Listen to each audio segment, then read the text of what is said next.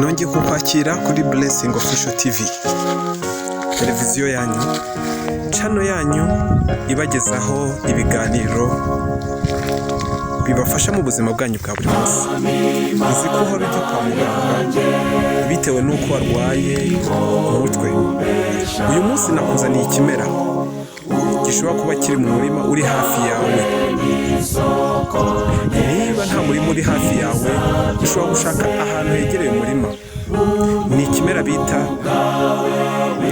ngira ngo murimo murakireba. Iki kimera nk'uko twagiye tuganira gifite indwara nyinshi kivura. Uyu munsi turareba uko wakwifashisha uruje none wivura indwara y'umutwe w'uruhande rumwe. Indwara ikunze gufata abantu bitewe n'uko bagize akazi kenshi ndetse n'izindi mpamvu zitandukanye z'ubuzima. Umutwe w'uruhande rumwe bita migraine mu gifaransa cyangwa se migraine, ndetse n'imitsi y'ubwonko cyangwa se imyakura ibabara mu mubiri, mu gifaransa bakita nevralgie. Igihe ugifite ikibazo cyo kubabara umutwe w'uruhande rumwe, womeka amababi n'uduti bisekuye ku gahanga cyangwa se ugashyira ibijojoba bibiri by'amababi mu jisho kugeza ukize. Wabyumvise?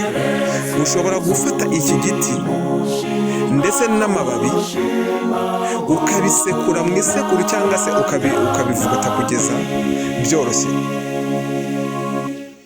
Ukomeka aya mababi n'uduti bisekuye ukabishyira ku gahanga, ndavuga ku mutwe, cyangwa ugafata ibijojoba bibiri by'amababi ukabishyira mu jisho kugeza ukize.